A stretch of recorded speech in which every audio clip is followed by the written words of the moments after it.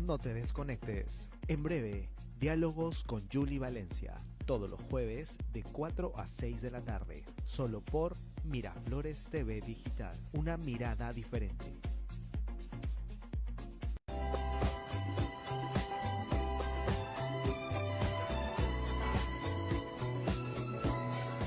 Miraflores TV Digital. En los próximos minutos conversaremos sobre lo principal del acontecer político, cultural y educativo.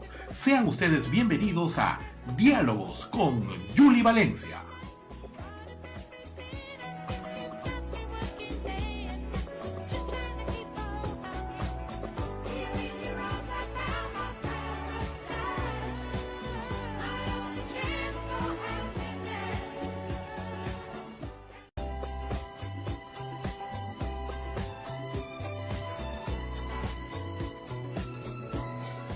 Miraflores TV Digital. En los próximos minutos conversaremos sobre lo principal del acontecer político, cultural y educativo.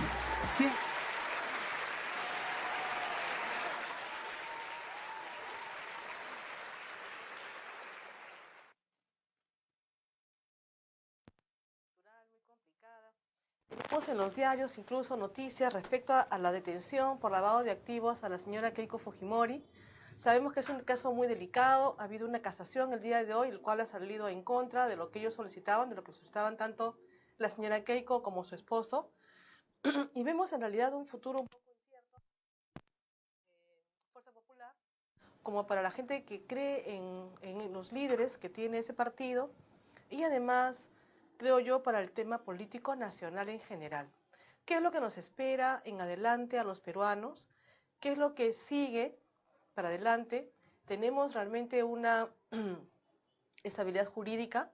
Entendemos que sí, que el juez Carhuancho ha demostrado en diferentes momentos un acertado trabajo político, bueno, más que político, judicial, en el sentido de no tener la mano débil ante las personas que él considera que deben estar en prisión. Nos hubiera gustado que de una vez ya se diera de repente el tema completo, no preliminar, no una defensa preliminar, sino ya una, si es que se tienen pruebas de frente, es decir, para evitar ese tipo de cosas, de comentarios, de murmuraciones, que actuemos de una vez ya con una justicia para todos, con una justicia clara y sobre todo para que las personas que tienen que defenderse también sepan con claridad lo que se requiere. Para conversar sobre estos temas y algunos más, vamos a hablar con el señor Humberto Pérez Fray, ¿no? Con el señor Humberto Pérez Fray, ya está ahorita en línea, iba a venir acá como invitado, pero ha tenido un tema de salud que le ha impedido poder llegar a tiempo. Recién se ha tenido que salir de la clínica, un tema de control básicamente.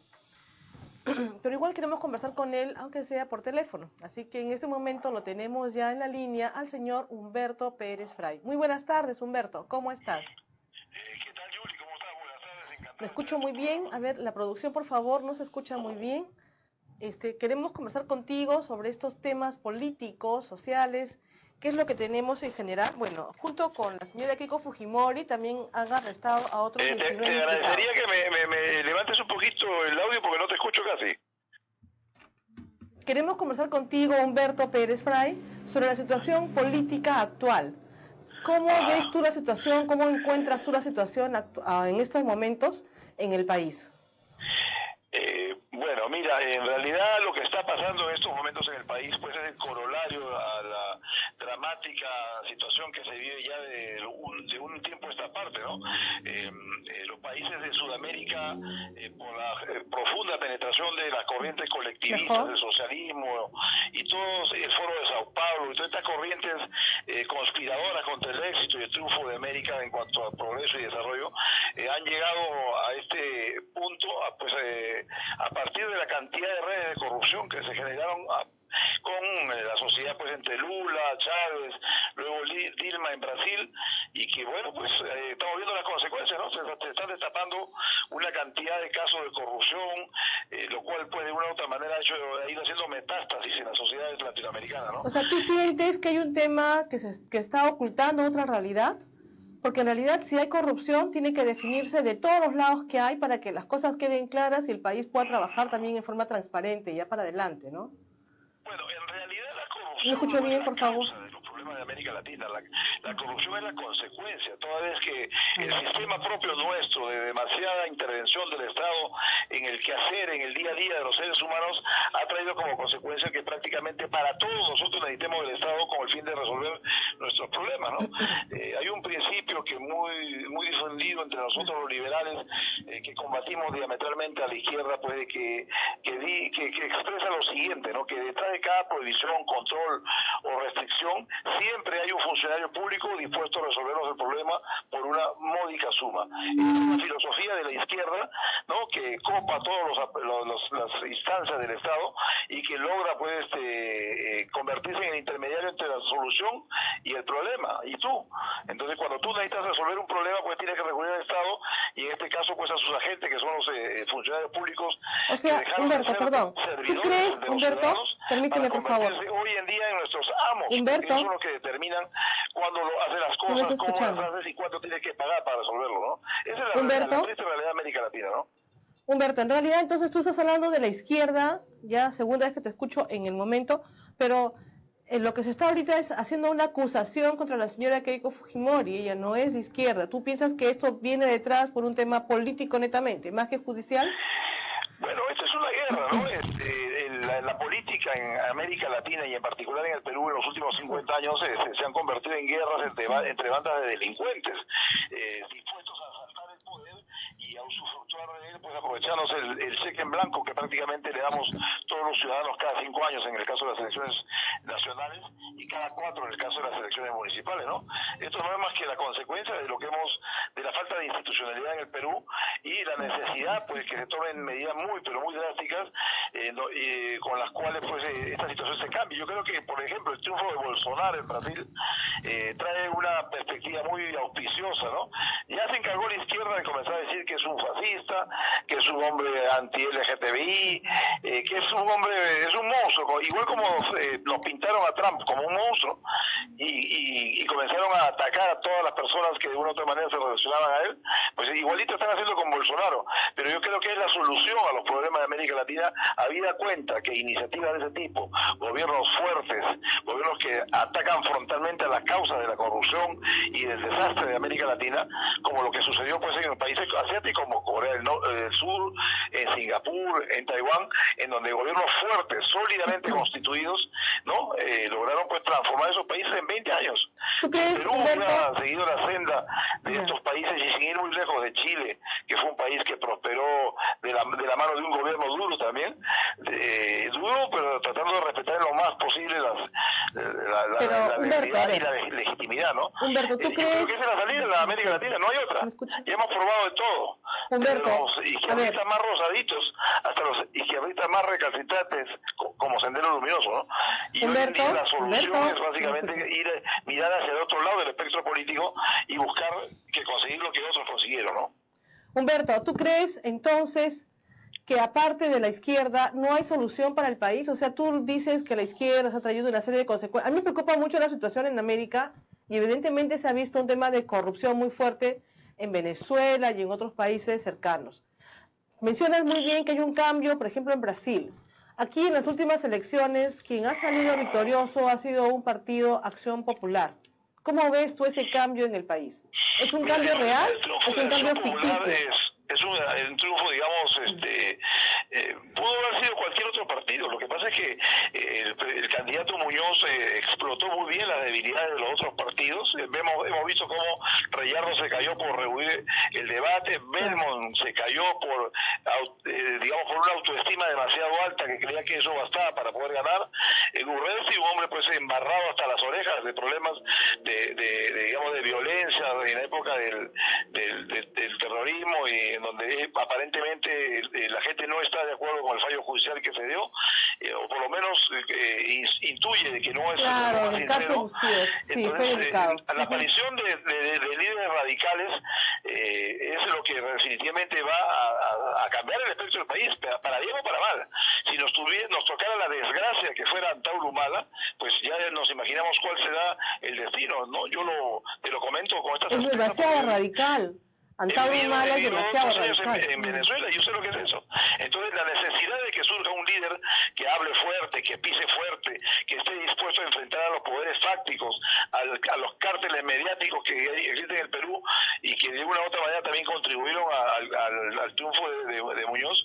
Si no aparece ese líder como Bolsonaro en Brasil, que es un hombre, es un liberal en un 80% y un conservador en un 20%, que respeta instituciones tan sólidas como la familia, el respeto a la sexualidad, el respeto de los padres, el poder educar en esos temas a su familia, que esté contra el aborto, que combata las opciones radicales feministas que están pues cambiando el esquema de vida. Bueno, además, eso sí es cierto, coincido contigo que hay demasiada intromisión, ¿no?, en el tema de la familia, eso es muy cierto, tanto así que apareció este movimiento de con mis hijos no te metas, y porque la familia estaba preocupada mucho, especialmente por el tema de la intromisión, de la educación supuestamente estatal, dentro de los temas tan delicados como son la sexualidad personal, ¿no? No es que no se pueda hablar, el tema es cómo lo están enfocando, básicamente, ¿no? Bueno, definitivamente hemos visto, mira, lo que está pasando en los últimos 30 años o 40 años en América Latina es producto de lo que se llama la Escuela de Frankfurt, ¿no? En el año 72 aparece esta Escuela de Frankfurt, que es la que busca que encontrar una salida a los problemas que ya la izquierda venía sufriendo en los últimos años y que tuvo como corolario pues la caída del muro de Berlín, ¿no? Los izquierdistas se dieron cuenta que el negocio se les acababa, que ya no había esa masa ignorante, deseosa de revanchas, que es lo que ellos motivan y promueven siempre, ¿no? La revancha, el odio, la amargura, la envidia, lo que ellos no pueden lograr por su propio esfuerzo, pretenden, como siempre los izquierdistas, lograrlo a punta de leyes. Por eso yo siempre he dicho que entre un izquierdista y un delincuente, la única diferencia es que el izquierdista te roba con la ley en la mano y el delincuente te roba al margen de la ley, porque ellos, al pretender quitarle a los ricos para darle a los pobres, lo único que consiguen es acabar con la poca riqueza que hay, porque ellos han demostrado que son incapaces de crear riqueza, ¿no? Humberto, pero entonces lo que estás mencionando tú es una frase que se está repitiendo mucho en el caso de Keiko Sofía Fujimori, el caso del revanchismo, de la venganza, del odio político. ¿Tú crees que todo esto obedece a un odio político? Yo te digo una cosa, evidentemente, como te decía hace unos minutos, los enfrentamientos entre los partidos políticos en los últimos 50 años han sido guerras entre bandas de delincuentes. Evidentemente, lo que hoy estamos viendo pues es un aprovechamiento de ciertas situaciones que se han dado y de la torpeza de la clase política para resolver sus problemas, ¿no? La clase política peruana es muy torpe. Ya hemos visto como, por ejemplo, pretender hacer cócteles y que eso justifique pues millonarias sumas que se gastan en las campañas. En la vida, pues no se puede justificar. De gente que no tiene ni siquiera un sueldo mínimo. Esas son actos de torpeza que los partidos políticos han cometido para pretender tapar los financiamientos indebidos, ¿no? Entonces, evidentemente... Lo cual no se justifica, tiene que seguir su proceso. Claro, yo estoy de acuerdo en que todo siga su proceso y que finalmente se llegue a la verdad, porque la justicia en el Perú, como casi en toda Latinoamérica, no busca la verdad. La justicia, desgraciadamente, lo único que busca es encontrar culpables. Y si se trata de encontrar culpables, nosotros podemos agarrar al primer tonto que pasa por la escena del crimen y acusarlo de haber cometido el crimen. Y eso es lo que desgraciadamente pasa en el Perú, ¿no? Esa es una realidad que no podemos ocultar, ¿no? La justicia en el Perú no es una justicia que busque la verdad, sino solamente encontrar culpables, ¿no? Humberto, entonces, mira, hemos tenido un crecimiento de un 3% más o menos durante el año. ¿Qué expectativas tienes sobre nuestro crecimiento como país, como nación? Mientras las instituciones en el Perú se sigan manejando como se siguen manejando, mientras los políticos no tengan Mira, yo siempre he dicho que el político tiene que tener 3 requisitos para poder ser exitoso. No me refiero a ganar elecciones, ¿no? Porque en este país ha quedado demostrado que cualquier tonto gana elecciones o cualquier vivo gana elecciones. Lo que en el Perú se necesita son líderes que tengan visión de largo plazo, pero la visión correcta. Chávez en Venezuela tenía una visión, pero una visión equivocada. En países como, por ejemplo, Singapur, Taiwán, Hong Kong, las visiones fueron las correctas. Mientras un político no tenga visión, no tenga un equipo que le haga ver la necesidad de aplicar este tipo de reformas de corte liberal, de corte de libre mercado. Y finalmente, el último requisito más importante, que es el más importante de todos, tener las agallas para hacerlo los cambios que hay que hacer, aún enfrentando a los poderes fácticos de este país, ¿no? Sabiendo lo que uno se tiene que enfrentar para poderlo vencer, ¿no? El libre mercado, la libre competencia es la que ha hecho ricos y prósperos a los 20 o 30 países más prósperos del planeta. Y cuando yo te hablo de la falta de visión, por ejemplo, vamos a tocar un solo tema, el tema de la vialidad en Lima. ¿Por qué el caos vial en Lima? Porque no hubo políticos con la visión de largo plazo que permita hoy en día tener pues 3 niveles de desarrollo vial. Ya deberíamos tener un metro hace mucho tiempo, deberíamos tener un metro, pero un metro de verdad, ¿no? No esos mamarrachos que hacen de 40, 50 cuadras o una sola vía, tiene que ser integral. Eso ayudaría primero a resolver el problema de la vialidad en Lima, que es un tercio de la población del Perú. Segundo, ayudaría evidentemente a levantar varios puntos del Producto Bruto Interno a través de la movilización de la construcción, que es la actividad que mueve todas las demás actividades. O sea, mientras no aparezca un político con ese perfil de tener visión, tener un buen equipo y además tener las agallas, que bueno, no, porque estamos en radio no utilizo yo el no sé, te entiendo claramente. Esas 3 condiciones que tú encuentras ahí, no tenemos actualmente a un líder político que todavía haya mostrado que puede enfrentar los problemas del país con la garra que necesita, con la valentía, con las ideas claras y con un equipo concreto, sólido y preparado. Así es, mientras no aparezca una persona de esas características, porque es como mire, la política es como un plato de ceviche. El ceviche tiene 5 ingredientes: limón, pescado, cebolla, picante y algo más por ahí. Si tú le quitas algún ingrediente, pues no funciona. Por eso es importante que quien quiera asumir ese liderazgo tiene que saber a lo que se enfrenta y pues, sobre todo tiene que tener la visión correcta, mirar qué países han progresado correctamente, decir eso es lo que yo quiero, preguntarse ¿qué quiero? ¿Seúl o Pyongyang? ¿Corea del Sur o Corea del Norte? ¿Quiero Miami o quiero La Habana o Caracas? ¿Me entiendes? Si una vez que tú defines qué es lo que quieres como país, tienes que hacer todo lo que ellos hicieron para lograr tener Pero éxito.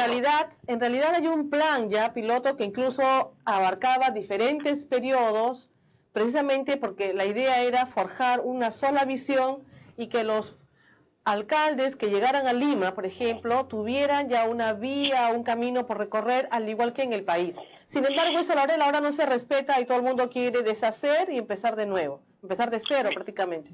Mira, el tema municipal es muy claro, ¿no?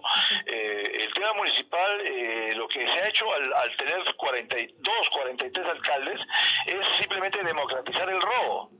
Lo que se ha hecho ha sido democratizar el robo.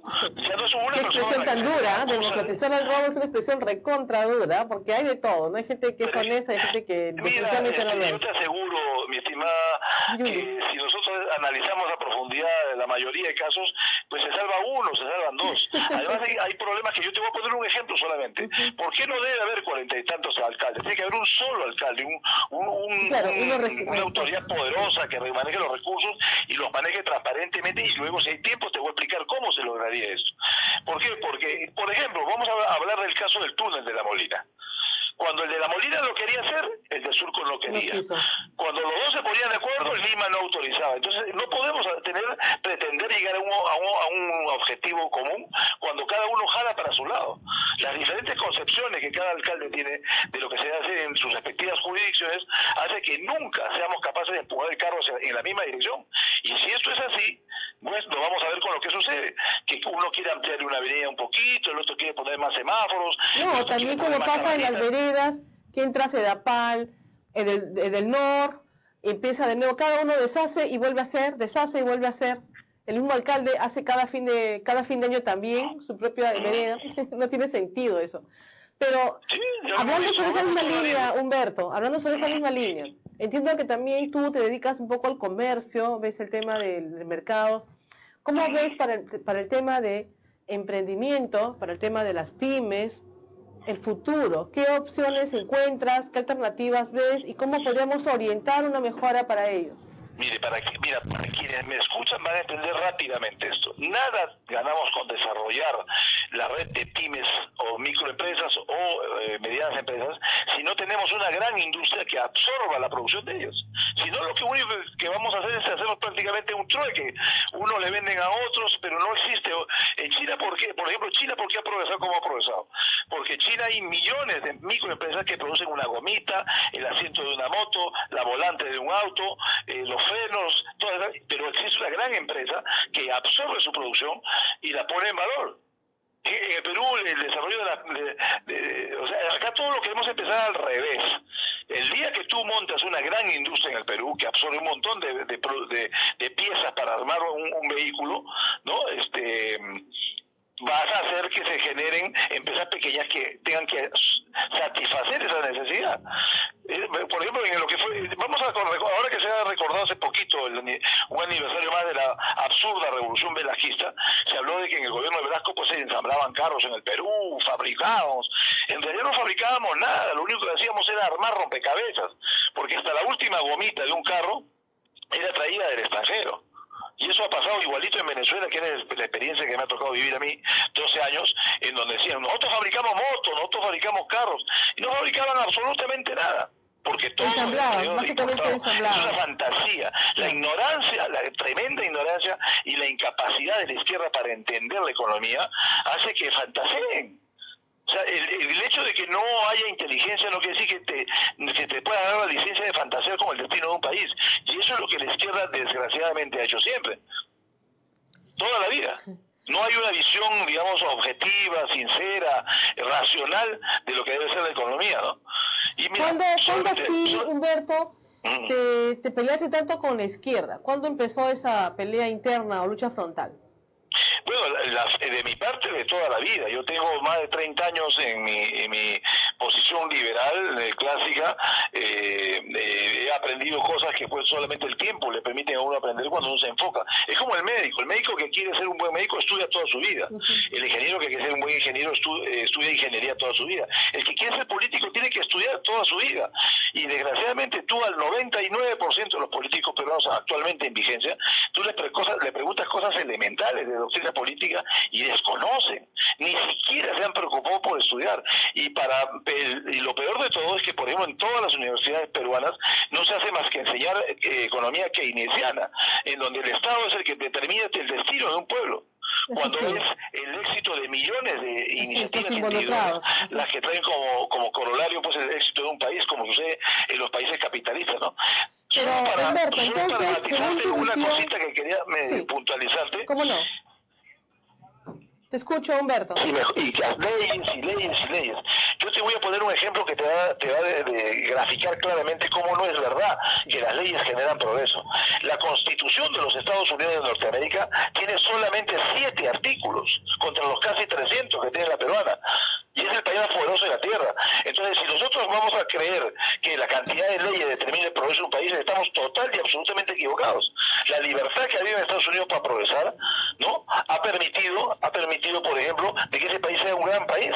El Perú es un país que podría funcionar perfectamente con siete ministerios. Todo lo demás, los yo estoy de acuerdo contigo, Humberto, porque también yo veo muchos ministerios que tienen cada vez mayor cantidad de personas trabajando y no todos hacen un buen servicio justamente para adelante, ¿no? Y eso sucede porque son ministerios que son creados simplemente para copiar modelos que han sucedido en otros lugares de América Latina y en donde ha quedado demostrado pues, que lo único que traen como consecuencia pues es construir estados fallidos. Ahí vemos a Argentina, un país riquísimo. País excelente, muy bien avanzado. Ahí tenemos a Venezuela, un país riquísimo con recursos naturales. Sin embargo, mira la situación que vive, porque simplemente se ha optado por corrientes de pensamiento de desarrollo pues equivocadas. Yo, por ejemplo, yo que he vivido en Venezuela, considero que Chávez ha sido el líder político más brillante que apareció en el siglo XX. Desgraciadamente leyó los libros equivocados, pues. Él, en lugar de haber leído a Marx, a Galliani, a Keynes, a Chomsky, a todos estos autores colectivistas, pues él debió haber leído a Mises, a Hayek, a Schumpeter, Rothbard, Murray, ¿no? Y te digo una cosa, yo tengo mucha esperanza de que esto va a cambiar. Ya en Argentina ha aparecido un economista brillante que probablemente sea candidato a la presidencia, que es Javier Milei. un hombre que dice las cosas frontalmente, que se pelea, se trompea con los economistas izquierdistas, desnudando las debilidades de sus tesis económicas. Y Bolsonaro en Brasil es la nueva esperanza que a mí me da, valga la redundancia, esperanzas de que esto puede cambiar y mejorar. En el Perú tiene que aparecer un Bolsonaro, tiene que aparecer un Javier Milei, tiene que aparecer un Agustín Laje, un Nicolás Márquez, estos argentinos que andan luchando por el mundo entero contra la ideología de género y todas estas barbaridades que el marxismo cultural no se está tratando de vender como cebo culebra, ¿no? Con decencia, sobre todo, también. Necesitamos gente ya que sea honesta y que realmente se quiera fajar por el Perú. Yo te digo una cosa, mi estimada amiga, la decencia es algo maravilloso y algo al cual todos aspiramos, pero con un Estado como el que fabrican los regímenes socialistas, y cuando hablo de regímenes socialistas hablo de todos, porque desde Sendero Luminoso hasta los caviares en el Perú, todos suscriben el manifiesto comunista, en mayor o menor grado, pero todos lo suscriben y al final son cómplices. Mientras eso no se eche por los suelos y no se logre, digamos, hacerle entender a la gente que es el capitalismo el que genera riqueza, porque para poder repartir riqueza hay que generarla, ¿no? Mientras no sea el capitalismo el que ha hecho prósperos y exitosos a países pobres, atrasados y con grandes niveles de violencia como Singapur, ¿no? O como Chile en la época de Allende, mientras eso no suceda, Latinoamérica irá francamente un rumbo de colisión del que, por la esperanza que tengo hoy en día por la aparición de Bolsonaro y de Milei en Argentina y Bolsonaro en Brasil, creo que tenemos la esperanza de que la dirección va a cambiar en un sentido absolutamente positivo.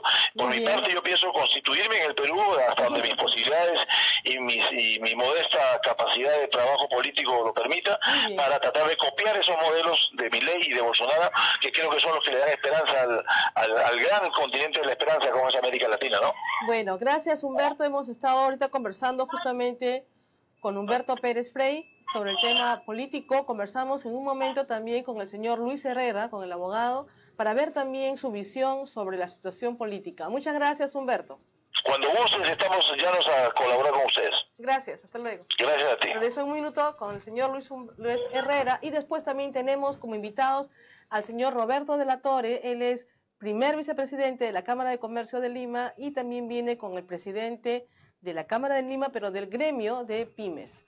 Eso nos sigue todavía y conversaremos también con un señor muy conocedor del tema de ajedrez en el Perú. Vamos a ver, Miguel Aguilar. Regresamos en un segundo. Esto es Diálogos con Julie Valencia. No se olviden eso, comunicación, ya sea por las redes o por el celular 967-231-109. Repito, 967-231-109. Esto es Miraflores TV Digital y aquí estamos, Diálogos con Julie Valencia. Regreso.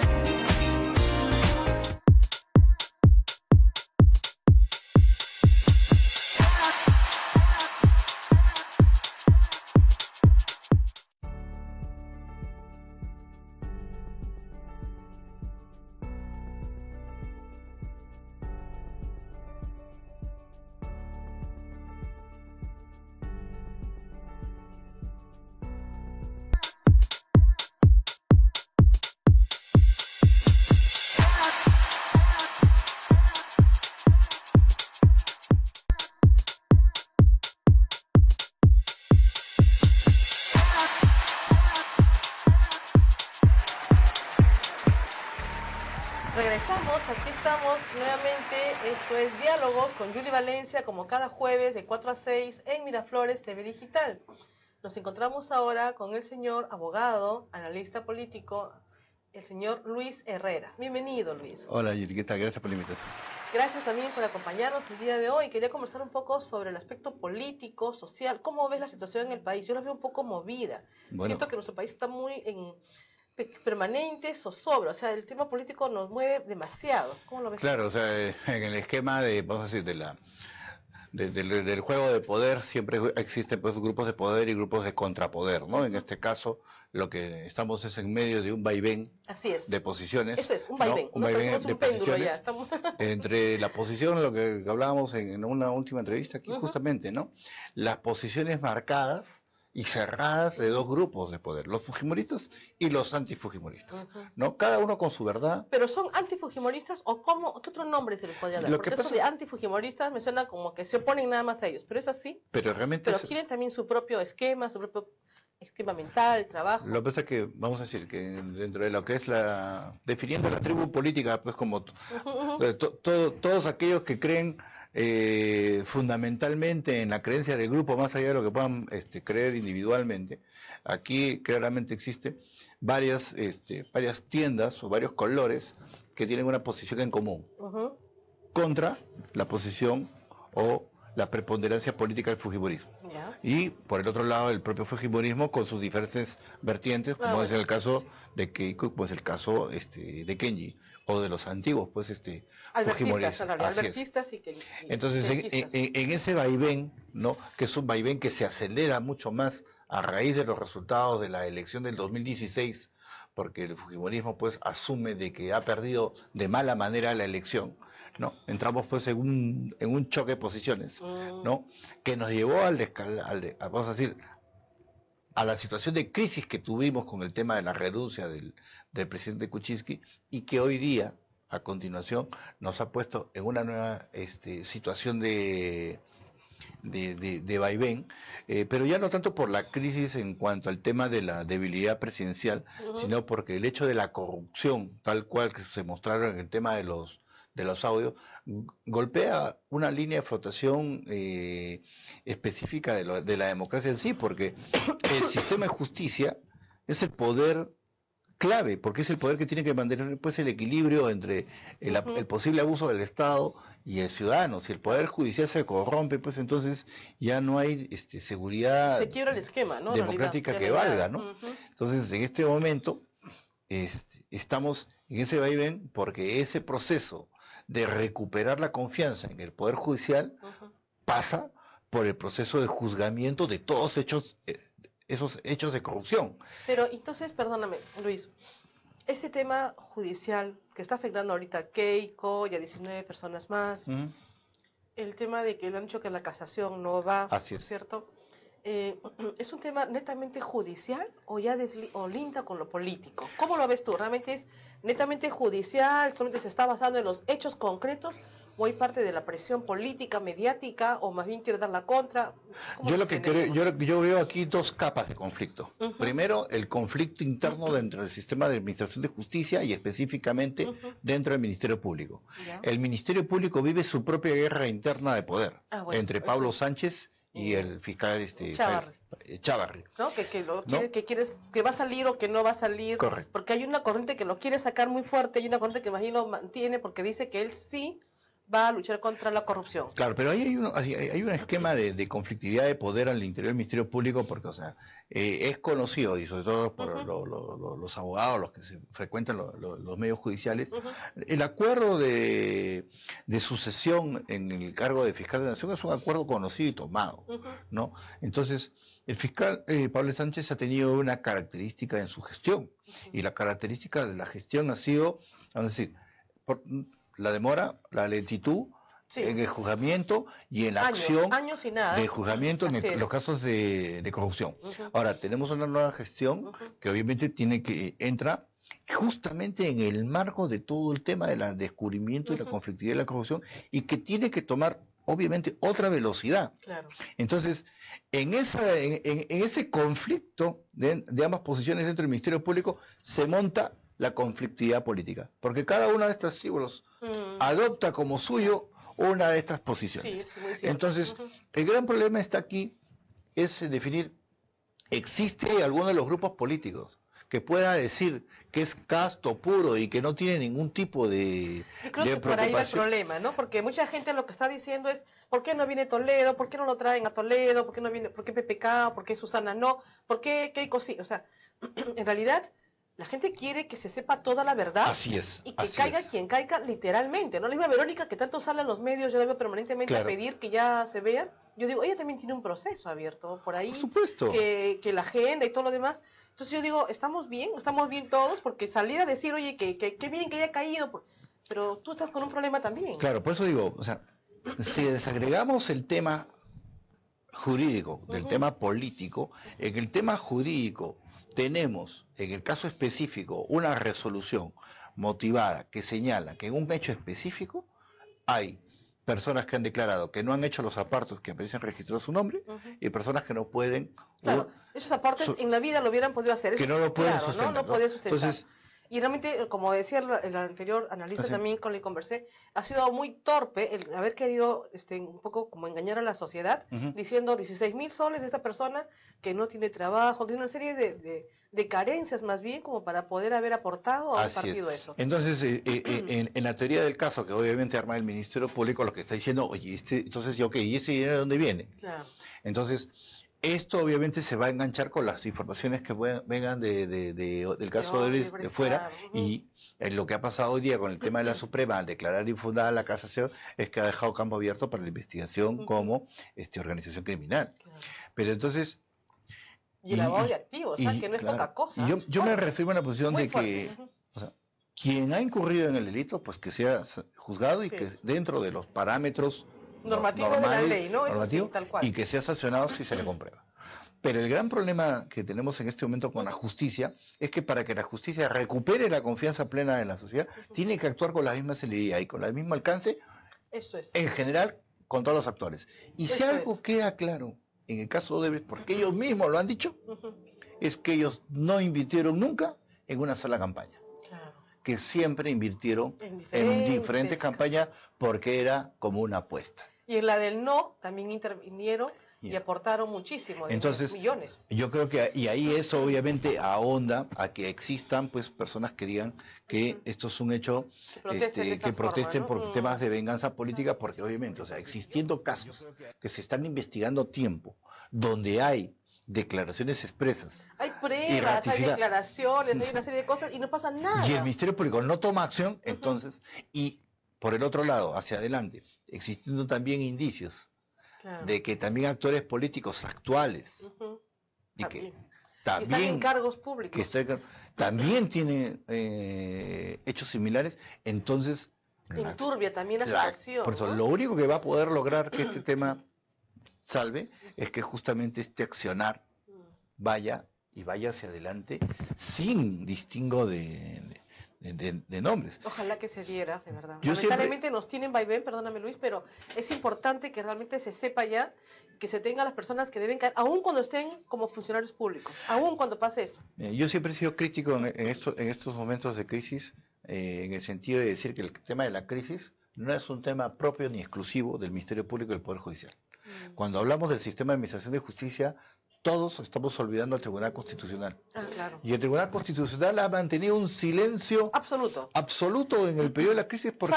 Salvo en lo que es declarar infundado la ley esta de... Claro. ahí sí interviene. O sea, cuando el Tribunal Constitucional, en anteriores casos... la ley ¿cómo era? La ley de Mulder, ¿no? También ha tenido sus propias problemáticas, pero también pues tiene su vocal, pues que no llenó pues su hoja de vida de manera correcta y después dijeron de que había sido un error. O sea, lamentablemente... También hasta ese nivel mucho de lo que ha hecho el sistema de justicia de Ministerio y Poder Judicial ha sido desarmado por el Tribunal Constitucional. Entonces, bajo la mano, también la rigurosidad de la ley, que toda la población espera o exige, también se ve menoscabada cuando se utiliza el San Benito de los derechos humanos, ¿no? Para atemperar o frenar la acción del Estado. Así es. Entonces, ahí me preocupa mucho más, porque en nombre de los derechos humanos, pero siempre se va derechos humanos de un sector. Así es. Y lamentablemente ha sido el sector que menos ha apoyado al país, que es uno de los sectores que más ha desertado al país, Claro. ¿verdad? Literalmente, porque defendemos eso. Escuchaba hoy día a Marisa Glave, que hablaba justamente de todos los delitos que se están cometiendo, cómo han liberado a esas personas. Pero yo digo, ¿y nosotros, o sea, nuestros derechos? ¿Por qué ella como congresista Claro. no defiende también a todos los demás seres humanos que vivimos en el país? Así es. ¿No? Así sí, y sobre todo, bueno, o sea, diciendo también, preguntando, oye, pero ¿y todos los delitos que se cometieron en la gestión municipal? Porque, ojo, yo comentaba con algunos colegas, ¿no? La definición que ha dado el fiscal en el sentido de hablar de una organización política Ujú. que tenía como objetivo la captura del poder, es una definición que le alcanza A todos, a todos, a todos los partidos. a todos. Entonces, Si fuera así, estaríamos todos en pleno, entonces ya reunidos y vistos por una serie de delincuentes al final. claro, ahora lo que pasa es que esta situación que está pasando en un momento, ¿no?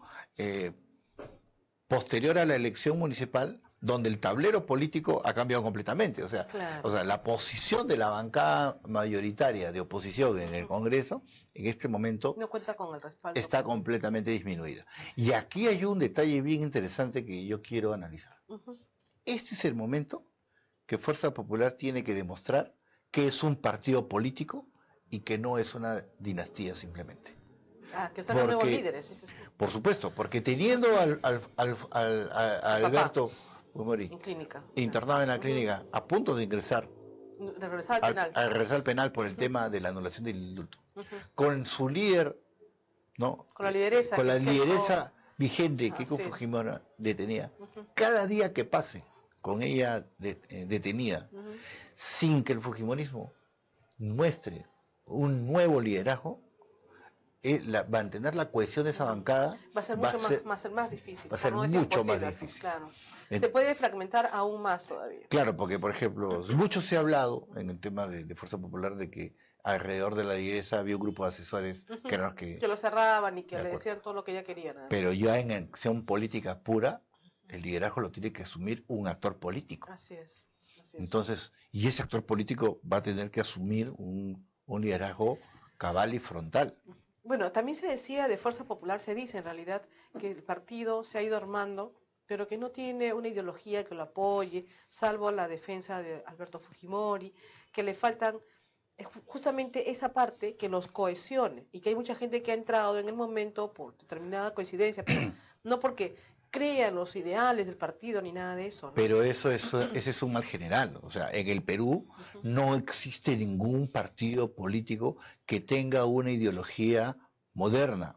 Y digo ideología moderna para hacer el distingo de que, o sea, nuestros colegas de izquierda que manejan, pues obviamente, una doctrina socialista o la que fuese, lo que manejan es una ideología que justamente este año cumple 100 años. Claro. ¿No? Y cuyos alcances y aplicaciones conceptuales, sobre todo en la economía, ya sabemos en qué terminan cuando hablamos del caso argentino, del caso venezolano o de tantos casos. Lamentablemente así es. ¿No? Ajá.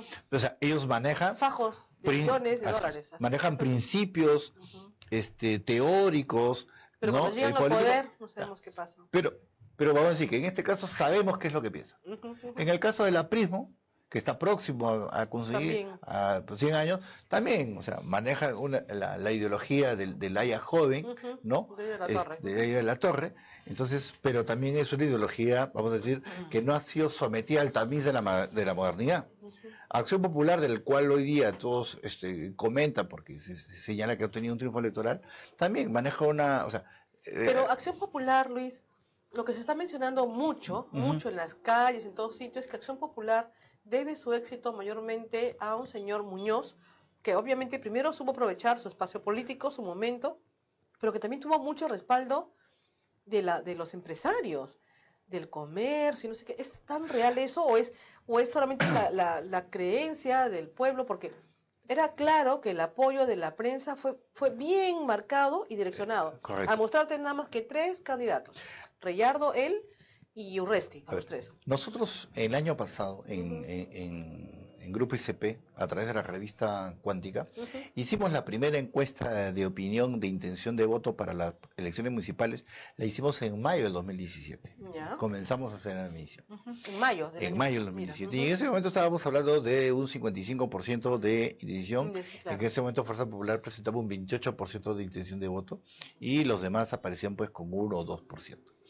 Wow. El proceso, Un año, mira, año y medio más o menos. el proceso, ¿no? Electoral municipal ha venido paralelo a todo el proceso de desplome del Descubrimiento, gobierno del presidente Kuczynski y PPK. toda la crisis y todo los problemas de los audios, además de la clasificación de Perú al Mundial. Claro, aquí ven paralelo. Entonces, lo que ha pasado en el caso concreto es que nuestras primeras encuestas nos decían claramente que el elector quería un perfil de alcalde, primero que fuese técnico, con capacidad que conozca del tema, que y no sea una honesto. persona improvisada, sino que conozca realmente. Y honesto. Que pueda dar soluciones. Y honesto. En este sentido, Por las elecciones, cansancio ante la así es, corrupción. las estadísticas o las encuestas hasta un mes antes, lo que estaba reflejando era, iba punteando en las encuestas, eran los que tenían mayor nivel de reconocimiento en los medios, Sí. porque no había ninguna presentación de planes ni de trabajo, propuestas. así O sea, es, los primeros puestos eran los que eran más Los que más se habían reconocidos presentado a ante nivel de los medios, ¿no? claro. Entonces, esta es una elección muy particular Muy porque, particular. Sui a generis ver, para mí, primero, de verdad. el hecho de que el debate se haya partido implicó diferente arranque para Mucha las gente dice que candidaturas. eso fue direccionado, incluso, no sé si será lo verdad, pero presentar solamente 10 como que te pongan en la palestra a esos, y los otros ya ni sonaban, pues ya estaban como que en la cola. Lo que pasa es que si analizamos cada una de las tandas, la primera tanda fue una tanda que tuvo un bajo desempeño técnico. Muy bajo, y No, además más se centraron en la ausencia de Así es. Reyardo, ¿no? Tuvo un bajo desempeño técnico y donde obviamente ante ese bajo desempeño técnico, ¿no? Brillaron con lo propio tanto Muñoz. El mismo Resti tuvo un buen cierre en su Ya, sí, presentación. sí, eso sí no se puede negar. La segunda tanda fue más técnica, fue Sí. mucho más trabajada, ¿no? Entonces ahí también ha habido quien salió mejor parado, que el caso fue Bengolea. con Bengolea. Ujú. Entonces, y nosotros justamente lo escribíamos en un tuit, ¿no? O sea, el triunfo lo ha obtenido quien a partir de la fecha del primer debate presentó una tendencia de crecimiento mucho más empinada, y fue Muñoz. Ahora, ciertamente, ese empinamiento de la tendencia en positivo lo da el debate y acto seguido lo da el soporte mediático que alcanza en esa semana. Y también no cometer errores, ¿no? Porque, por ejemplo, Belmont llegó a un buen nivel, pero cometió una serie de errores impresionantes, ¿no? Yo en estas elecciones municipales, ¿O es así? en estas elecciones municipales yo puedo decir que la gran característica de la gran mayoría de los candidatos es que la gran mayoría de los candidatos desconocían plenamente qué era hacer una campaña política. Así es. El mismo Belmont, yo lo vi muy, como que no estaba ubicado en el debate. No sabía cuándo acababa su tiempo, cuándo empezaba su tiempo. Debía preguntar, y comenzó a hablar, y se pasó su tiempo y no hizo la pregunta. Por Claro, ejemplo, ¿no? o sea, la gran mayoría de los candidatos desconocían de que habían que hacer, o sea, encuestas previas. Claro, prepararse para encuestas ese previas, momento, sí. que había que trabajar media training, que había que trabajar bien el discurso, que había que identificar qué es lo que quería la población y en función a eso armar una estrategia electoral. Yo lo vi bien preparado, por ejemplo, al señor Enrique Cornejo lo vi preparado, pero él tiene lo malo es que tiene una cola detrás pues del tema de la corrupción que se le ha venido encima, ¿no? Bueno, o sea, el candidato Cornejo nadie va a dudar que es un excelente técnico excelente profesional preparado y que en la materia técnica tiene pues un discurso coherente, articulado y lógico, ¿no? Obviamente tiene otras variables que afectan su candidatura, como por ejemplo el mismo partido con el que iba. Claro, ¿no? sí, pues. Entonces, porque no conversaban, ¿no? Entonces, ahí claro, entonces en esta última semana ya de crecimiento y de bajar de otros también, otra cosa que ha sido bien interesante ha sido el nivel de identificación del logo. Y ahí sí ahí sí el Sí. símbolo de Acción Ha Popular pesado, ¿no? Claro. es mucho más reconocible Claro, donde que, vayas. que el símbolo de Cualquier otro Podemos símbolo, o la el casita o SIM, lo que así sea, es. así es. O sea, porque Tiene recordémonos, trayectoria, pues. para nosotros que de chicos escuchamos la campaña de Belaunde cuando Claro, decía marca las dos lámparas, claro. eh, Ya, pues. y, te eh, quedaba, te y quedaba. ese tema del marca dos lámparas se ha visto reflejado en el tema del arrastre En las alcaldías. en las alcaldías ¿no? distritales. Sí. Hay Entonces, gente que no se ha preparado, no ha hecho campaña y dijo, yo comparto plenamente la posición de los colegas cuando señalan que el triunfo electoral municipal de Lima ha sido el triunfo electoral de Muñoz. sí, ¿no? más de él como persona que... Bueno, el partido tampoco se le puede desmerecer porque tiene de todas maneras dentro una trayectoria, ¿no? Claro. Que se ha mantenido más o menos intacta en el sentido de que no tiene acusaciones de corrupción. Entonces yo creo que eso también lo ha apoyado a él, ¿no? Claro, no Si tiene, no, se le hubieran ido encima ahí no tiene acusación de corrupción porque no es gobierno hace muchísimos años. Claro, en hace su momento sí más tuvo, de 20 sí tuvo años, ¿no? denuncias, Porque tuvo casos cuando críticos, fue gobierno también tuvo denuncias ¿no? fuertes, ¿no? La página 11, por ejemplo, Entonces, o sea, vamos a decir, ahora yo creo que uno de los grandes temas con los que va a tener que lidiar el alcalde metropolitano en Lima Ujú. es justamente que más bien la posición de Acción Popular no lo afecte, Ah, ¿no? ahora. Porque, o sea, si también los colegas accionpopulistas consideran de que cometen el mismo error que cometió Susana Villarán en su gestión, que consideró de que habían ganado como partido, ¿no? Sí, Y no sí. se dio cuenta de que realmente No era, había pues. ganado por el anti, Así es. entonces, Claro, bueno, no si no termina son conscientes perjudicando. de eso, así, tienes mucha razón, es un buen punto que estás Claro. mencionando. El partido en sí tiene que reconocer que tenía una gran debilidad. Estaba muy chico todavía, él mismo no se esperó la subida tan rápida Ujú. y en realidad mucho mérito le debe al señor Muñoz. A su Sí, trabajo, pues. al apoyo de los empresarios, lo que sea, pero más fue por ese lado. Entonces él también, el partido ahora tiene que reconocer eso y más bien tratar de darle un soporte para que pueda caminar bien, ¿no? Claro, y ahí que redondeamos la pregunta anterior, ¿no? O sea, entonces, son los partidos tradicionales, antiguos, como la izquierda, como el APRA, como Acción Popular y como el PPC, los que manejan discursos doctrinarios, pero lo que yo siempre llamo discursos Entonces muy antiguos, me decías, ¿no? antiguos, que ninguno ha Que ya pasado están- el tamiz de la modernidad y ninguno nos dice qué cosa quiere del Perú dentro de 30 o 40 años, a dónde nos quieren llevar. La visión a futuro, ¿no? Y- Nos falta más claridad sí. de los partidos ahora, Y ¿no? todos los partidos modernos, vamos a decir, de las últimas 2 décadas, están construidos sobre poder económico. La mayoría. Están construidos sobre poder económico. Entonces, si yo hago un test de candidatos de algunos partidos y les pregunto cuál es su doctrina y cuál es su visión del Perú al 2030 o al 2040, seguramente que voy a encontrar grandes vacíos, ¿no?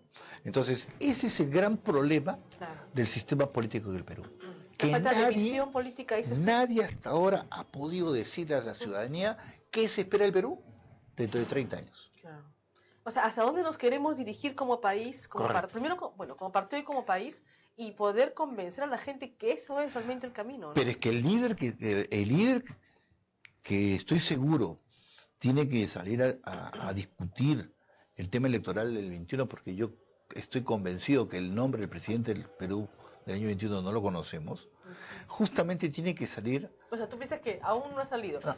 No es uno de los que han postulado. No le ves. No. ¿Ya? O sea, más bien va a ser un outsider nuevamente. uno de Bueno, fuera. yo creo que las condiciones están dadas ¿Ya? completamente para que salga realmente una posición política clara que realmente nos diga a dónde es que queremos llegar dentro de 30 y 40 años. O sea, hoy día cuando hablamos de planeamiento estratégico, tanto nacional o organizacional, primero define cómo quieres ser y prepárate para ser. Claro, tal sin cual. visión no puedes llegar. Pues, ¿a dónde vas a llegar si no tienes claramente definido dónde quieres llegar? Sin eso, uno mismo personalmente, si no sabe qué es lo que quiere lograr, puede caminar, pero ¿a dónde llega? No sabe. Claro, por eso claramente, ¿no? Como país aún mayor. así, por eso gran parte de la discusión Ajá. de las reformas políticas que se han implementado, ¿no? Con respecto, en este caso concreto, con el tema de la elección de la Cámara de Senadores, ¿no? O sea, no se puede, pues, plantear, y yo estoy completamente en desacuerdo con esa propuesta, de elección de un Senado con macroregiones, simplemente un esquema muy similar a la regionalización. O sea, lo único que hicieron para esa propuesta de reforma fue dividir el mapa del Perú en 6 macroregiones y multiplicar por 5. Y decir que cada región iba a poner 5 senadores sin ningún tipo de criterio en cuanto a densidades poblacionales. Sí, ahí fue un pobre análisis, no se vio tanto Así es. el manejo de la realidad social que tenemos, ¿no? Que vivimos. Cuando el concepto de la Cámara de Senadores es que tiene que tener una concepción unitaria de país, Claro. porque vámonos al ejemplo de los resultados de las elecciones municipales. Ya queda claro, y lo han publicado hoy día, el candidato a Dubiri en Puno, ya está hablando de que hay que nacionalizar los recursos. Uy.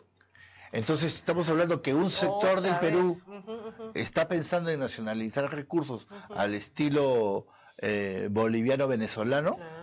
O al estilo Velasco también. ¿no? Claro. Y mientras que el resto del Perú está hablando de un esquema De liberalismo, ¿no? Economía de liberal, mercado. o por lo menos de economía de mercado. Ujú. Entonces, el enfoque para la elección de la Cámara de Senadores tiene que ser unitario. Claro.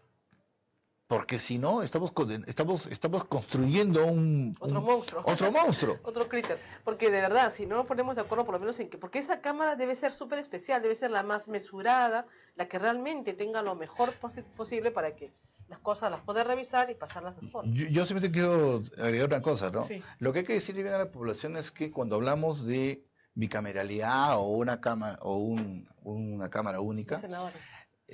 como es el modelo actual, estamos hablando exclusivamente de modelos de gestión del Estado. El Perú históricamente ha tenido bicameralidad y no hemos sido mejor país por eso. O sea, ¿tú no estás de acuerdo con que haya la bicameralidad? Yo creo que debe haber la bicameralidad en cuanto a que la Cámara de Senadores sea una cámara, ¿no?, que tenga enfoque nacional, unitario, para que realmente piense en políticas nacionales. Claro, yo Y también que- estoy de acuerdo. Ellos tienen que poner las metas un poco para salirse del tema del día a día, porque si no, no van a llegar a nada ¿Y qué concreto, tan pues. importante es tener la visión a dónde queremos llegar? Ujú. O sea, ¿cómo es posible que hoy día estemos discutiendo, por ejemplo, de normas para reducir la edad pensionaria? Ujú. O sea, ¿alguien le ha dicho a los jóvenes de hoy que dentro de 15 o 20 años, cuando sean la fuerza laboral, si hoy día esas leyes pasan, son ellos los que van a tener Perjudicados. que doblar su esfuerzo de producción para Sí. poder sostener la carga social que se va a generar? Sí, eso es complicado. Entonces, esa visión, Y eso es fuerte, ¿ah? A la hora que Pero se por viene- supuesto. No, y además es que yo recuerdo que hubo un análisis y se nombró al señor Víctor Andrés García Belaúnde para que él presidiera una comisión de la modernización o renovación de las AFPs. Finalmente yo no sé si hubo un informe, si se llegó a ver, porque yo siento que eso nos falta aún. No solamente es que reduzcan, que aumenten, sino que ya eso es muy puntual. O sea, la visión, como bien dices tú, es lo que se requiere, ¿no? sí, completamente. Si no, estamos lamentablemente a expensas Muy bien. de quienes cada 5 años se nos está pidiendo que lleguen Y reinventen las y cosas. reinventen las cosas, porque Lamentablemente. como ahora quieren que no haya reelección, Ujú. cuando el esquema como está planteado, el peor castigo que le pasa a un congresista es que no lo reelijan, pues, Claro. porque es malo, Es malo. Y además la tasa de reelección no es muy alta. No es muy alta. 15%, 20%, no es más. ¿no? Pero necesitamos mantener coherencia Coherencia. en la gestión del Estado. Y eso es algo que hoy día, lamentablemente, no tenemos. Muchísimas gracias, No, gracias Luis a ti, Herrera. Estuvo presente con nosotros el analista político, abogado Luis Herrera, a quien le agradezco su presencia el día de hoy.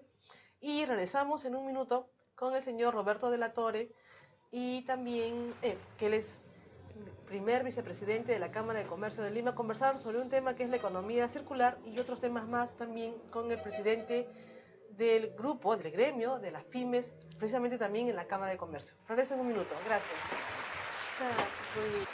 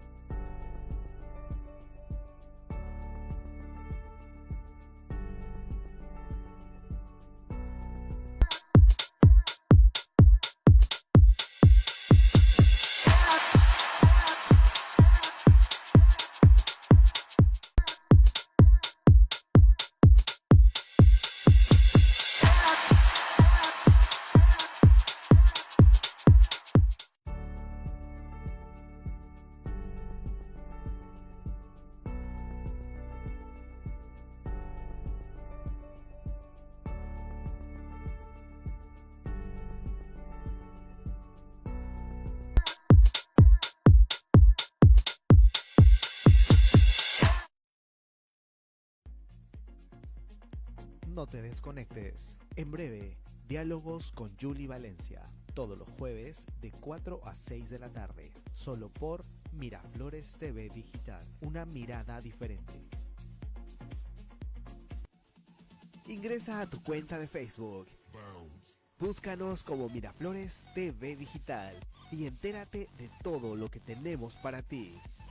Programas variados, conductores altamente profesionales, muchos premios. Interactúa con nosotros, comparte cada programa y recomienda Miraflores TV Digital, tu canal.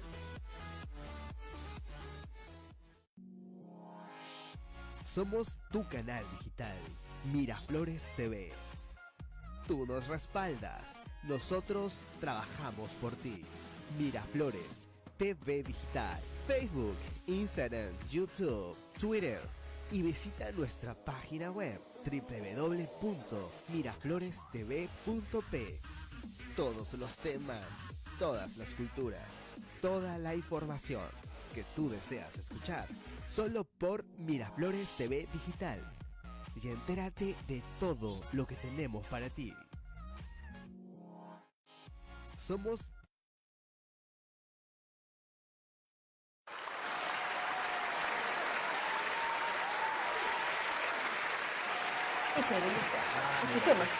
Muy buenas tardes de nuevo, aquí estamos. Esto es Diálogos con Julie Valencia, transmitiendo desde Miraflores TV Digital como cada jueves de 4 a 6.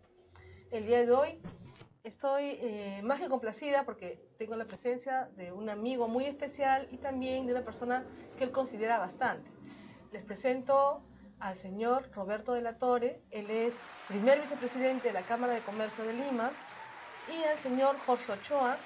Él es presidente del gremio de pymes de la Cámara de Comercio de Lima y además pertenece al directorio. O sea, realmente son personajes de lujo que me gusta tener y con el cual quiero compartir muchas cosas, porque el día de hoy tenemos que ver y realmente darnos cuenta de la importancia que tienen las pymes en nuestra sociedad, ¿no? Más del 90%, 95% de pymes son las que producen aquí realmente el PBI, una serie de cosas que tenemos que ver nosotros, un poquito, tenemos que ver y trabajar para adelante. ¿Y cómo lo vamos a hacer? Acercando realmente a todas las líneas que puedan aportar para que el país mejore. Muy buenas tardes, Roberto. Hola, Yuli, gracias por la invitación. Encantado de estar acá. Y ahí para hablar de dos temas, ¿no? Pymes, Jorge, la especialidad de Jorge.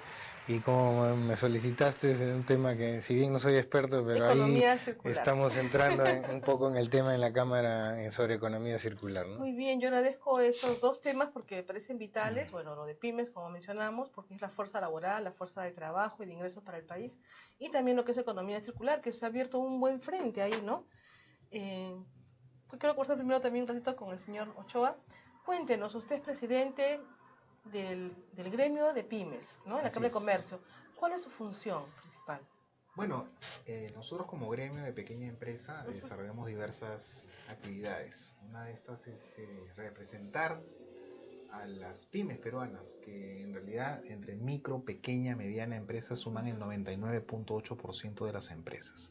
En la Cámara de Comercio... 99.8%, o sea, así es. Y las ventas, la mayoría las hace ese 1% que está por ahí. La mayoría ¿No? de ventas en nuestro país la hace la gran empresa. Sí. ¿Por qué? Porque nuestras 0.2% vende el 80%, mientras que el 99.8% vende el 20%. Pero claro, pero en ¿Qué tal épocas, diferencia, no? Claro, entonces no solamente la idea es ejercer la representación, sino también es buscar la competitividad y la productividad de estas empresas. Y ahí estamos trabajando. Hacer un ida y vuelta, ¿no? Así como se quiere que realmente tengan mayor requerimiento de mercadería, de bienes, de servicios, también se tiene que empoderar a las empresas, porque si no, no van a poder tampoco cumplir los estándares mínimos que solicitan, ¿no? Sin duda, sin duda. Muy bien. La idea es un trabajo de largo aliento, pero ahí estamos trabajando. No solamente con todos los problemas de las empresas, sino con todas las oportunidades, ¿no? En beneficio de nuestro país. Claro. Muy bien, Roberto, yo quería primero, en realidad, debía empezar por el principio. ¿A qué se dedica la Cámara de Comercio de Lima? ¿Cuáles son sus funciones principales? Ahora que hay una nueva directiva en la cual tú estás también como vicepresidente, Jorge, que hemos entrado, ¿qué es lo que ves para adelante para los emprendedores, para los comerciantes, en general para la Cámara de Comercio, ¿no?, de Lima? Bueno, ahí te cuento rápidamente, la Cámara de Comercio de Lima tiene 130 años de fundada. 130 años ya. Sí. Yo también pertenezco a la Cámara de Comercio. Sé que eres también de la Cámara. Tiene 130 años y tenemos más de 15.000 socios. Somos el gremio más grande en número de socios acá en el país. Y aparte es un gremio transversal. Entonces tenemos todos los sectores, todas las actividades económicas, ¿ya? Y lo cual nos da una representatividad en muchísimos sectores, ¿no? Claro. Y ahí tenemos, o sea, dos grandes pilares, se puede decir, como Cámara, ¿no? Uno, lo que es servicio al asociado, que damos una serie de servicios, y lo otro, lo que es defensa gremial. También defensa gremial. Claro, defensa gremial, o sea, tenemos una agenda de trabajo con cada una de las autoridades, de los ministerios, porque como Cámara lo que nos preocupamos es de dar propuestas para que el país consiga un desarrollo sostenible, ¿no? Incluso han hecho también propuestas de leyes, ¿no es cierto? Claro, también, o sea, legislativas también, ¿no? Eso es lo que por el lado del Congreso nos envían los proyectos para opinión, el Ejecutivo también, pero nosotros también proponemos, tenemos por el lado de los gremios, que son sectoriales, tenemos comisiones que son temáticas, transversales, como la Comisión Tributaria, la Comisión Laboral, compra del Estado, etcétera. Entonces cada comisión trabaja temas y damos propuestas al Estado para mejorar la competitividad del país, como decía Jorge, ¿no? Y tratar de lograr políticas de Estado, sobre todo, ¿no? Entonces, básicamente, esas son las dos grandes cosas que vemos en la Cámara, ¿no? Esos dos pilares. Y dentro de esos servicios que estás mencionando, porque también hay servicio de educación, ¿no?, asesoramiento, networking, también he visto que hay un servicio así, ¿no? ¿Cuál piensas que es uno de los más fuertes que está ofreciendo la Cámara de Comercio? Como servicio al asociado, sí. Yo considero, ahí Jorge ahí puede complementar, capacitación es un servicio que es bien fuerte, porque todos los días hay capacitación para las empresas a todo nivel, no solo en charlas, conferencias, sino también la Cámara tiene un instituto, ha creado un instituto tecnológico donde ya hay 4 carreras y adicionalmente los diplomados que se ven en el centro de capacitación, que hay diplomados hasta los domingos, y no solamente en la sede principal, sino en las sedes que tenemos en Santa Anita, en Los Olivos, en el Callao, tenemos oficinas descentralizadas dentro de Lima.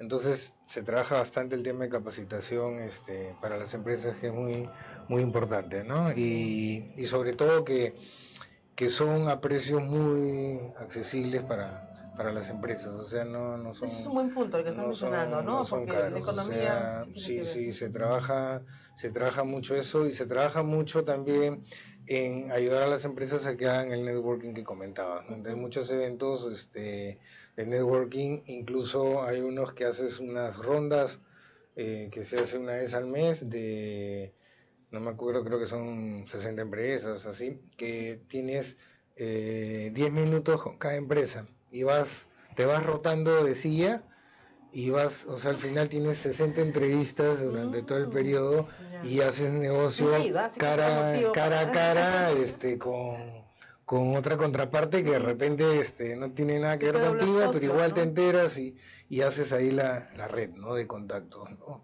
Claro. No sé si hay algo más. Claro, pero lo que buscan los empresarios no solamente es estar al día con todas las normas legales, tributarias, tener cierta asesoría que la Cámara pues le da a cada asociado, pero también es disfrutar de la integración entre empresas, ¿no? Es poder conversar con un empresario, poder compartir experiencias, y sobre todo lo que yo veo mucho es que los empresarios, al juntarse, juntan buenas prácticas, ¿no? Buenas intenciones, valores. Entonces, ese es el perfil que nosotros buscamos en los empresarios que integran la Cámara. ¿Tú sientes que están viendo las buenas prácticas? Por ejemplo, en mi gremio, todos los meses hacemos almuerzos de integración. Todos los primeros martes hacemos almuerzos de integración. El último, por ejemplo, habló sobre el liderazgo, si es un mito, una realidad. Antes hemos hablado sobre temas de ética, temas del gobierno corporativo, etcétera. Perdón, ¿cómo se forman los gremios dentro de la Cámara de Comercio? Bueno, o sea, por ejemplo, un asociado, ¿cómo pertenece? Primero que nada, ¿cómo se pertenece a la Cámara de Comercio? Hay que pagar una cuota, pero hay varios beneficios que está mencionando. Y dentro de eso, ¿cómo se forma o se forma parte de un gremio? Así es. Bueno, en la Cámara tenemos varios gremios, 15 gremios en función. 15 ya. Y comisiones también. Por ejemplo, una de las comisiones más interesantes y más importantes es la Comisión de la Mujer. De hecho, nuestra presidenta es mujer.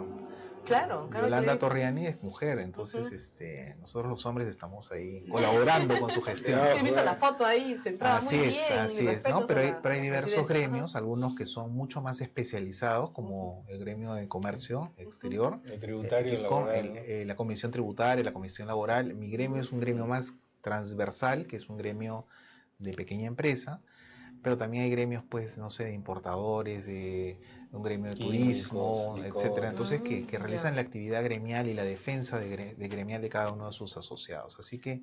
Hay una pregunta que me han puesto, dice, ¿la Cámara de Comercio da asesoría para la formación de sindicatos? Bueno, de sindicatos en realidad no. Tengamos presente que en nuestro país el 99.8% de las empresas son quizás empresas que tienen menos de 10 trabajadores. Esa es la realidad de nuestro país.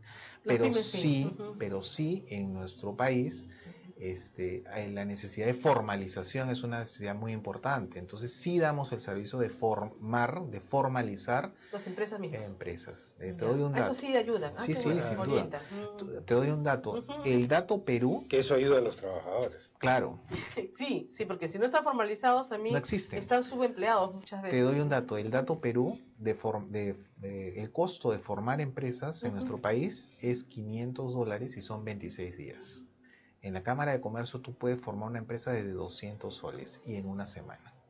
Mira. Entonces, esa es una información que normalmente el común de la gente no lo sabe. Mucho más. Así es. Así que, amigos, ya saben, la Cámara de Comercio también brinda servicio de orientación para formar la empresa. Es la orientación. O la formación. No, le haces el trámite. También. O sea, le sacas el RUC, le sacas los registros públicos, la constitución, todo. Tú entras sin empresa, claro, pero tu capital social es un capital hasta cierto límite, ¿no? Creo que son 5.000 soles, una cosa así. Ok, está bien. Entonces, eso es un buen servicio porque mucha gente no conoce. Y al no conocer evita, pues... ¿Es en convenio con Produce? En convenio con Produce, mi empresa, claro. En convenio con Produce. Pero también, eso es lo básico, ¿no? Pero hay temas como el que va a hablar Roberto, que es el de la economía digital, que de repente el hombre... Circular, perdón, ¿no? Que el hombre de a pie no maneja, no conoce, pero que está incorporado en todo lo que son temas de buenas prácticas, para que nosotros seamos empresarios de clase mundial. O sea, nosotros no solo aspiramos a ser emprendedores. Tú sabes que la tasa de emprendimiento, un emprendimiento muchas veces no dura el tercer año. Lamentable, pero cierto. Lo que mencionas muy bien, Jorge, es eso, ¿no? El señor Jorge Ochoa menciona una cosa lamentable, pero real en nuestra sociedad. Uno comienza con mucha aspiración, con mucha fuerza, ¿no? Y poco a poco se dando cuenta a veces con la realidad. El tema de los pagos, porque a veces te pagan de acá 3 meses, 6 meses... y tienes que sobrevivir, pagar planilla o pagar los sueldos, ¿no? Y es importante, en todo caso, esa orientación que está mencionando. Así es, ¿no? Pero ahí, como te decía, hay una serie de temas que están en la vanguardia y que, bueno, también estamos ahí en ese... ¿Y cómo ve entonces el futuro para las pymes? ¿Cómo puede mejorar? Porque también hay un tema tributario que está a veces como la espada de Damocles, ¿no? Dices, solamente a los que pagan se les quiere cobrar más, pero los demás, ¿por qué no más bien ampliar la base tributaria? ¿Por qué solamente a ellos? Claro, eso es lo que está pasando en este momento, ¿no? Digamos, en el tema tributario, aproximadamente más del 62% de nuestra economía es tributariamente informal. En el tema laboral... 62%. Así es, en el tema laboral... Así es muy alta.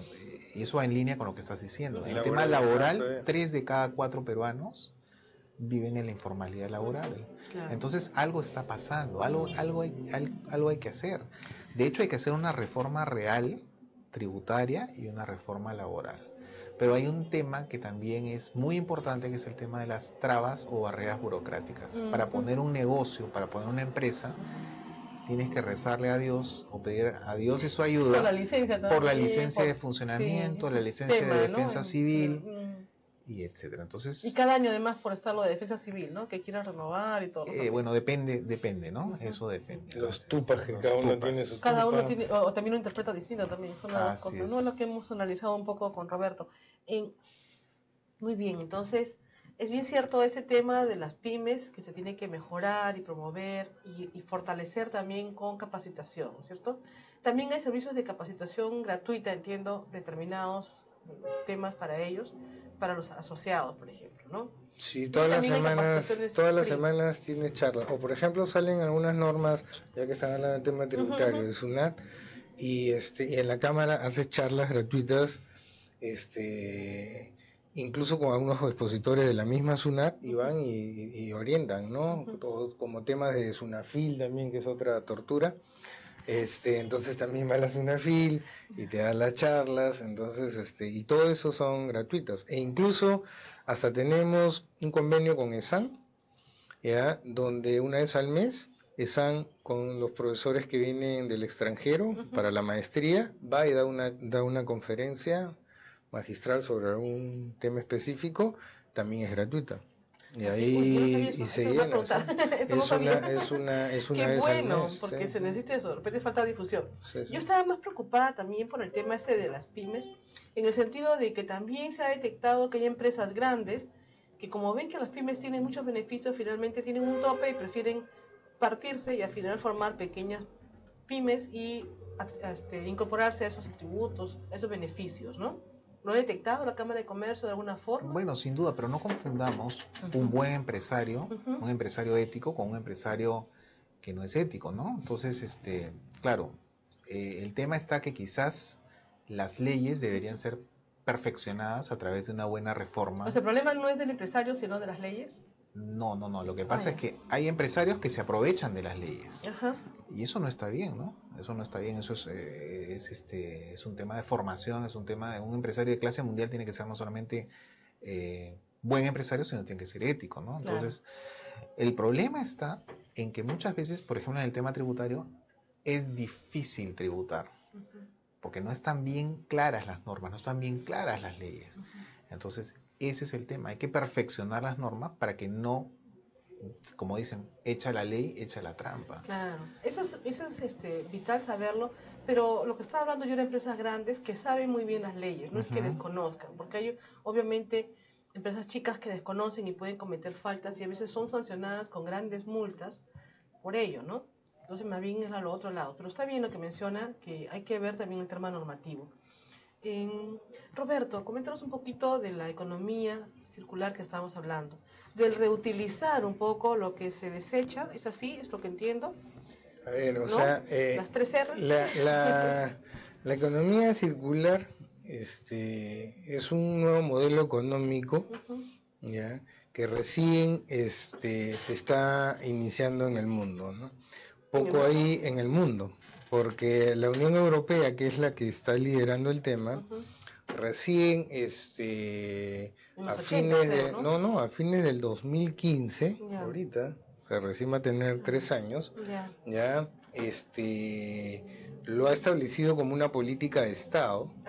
O sea, pero la idea como tal existe en los 80, ¿no? La idea, claro, ha existido, ver cómo un poco orientado a cómo cuidas el ambiente, ¿no? Pero claro, en cambio la Unión Europea a fines del 2015 ha hecho un plan de acción, ¿ya? Y ha sacado, o sea, es una política de Estado, ¿ya?, que está en una transición hacia la economía circular, ya con normas legislativas, etcétera. Finlandia también ya empezó el 2016. China también ya ha adoptado, ya inició también su proceso. Ahora, ¿qué es? Para que se entienda de qué se trata, porque es un concepto nuevo que casi nadie en realidad se conoce acá en el Perú, porque acá no existe además, ¿no? Como concepto, ¿no? Lo que pasa es que ahorita nosotros actualmente vivimos bajo una economía lineal. Tú extraes recursos, fabricas, usas el producto y botas. ¿Ya?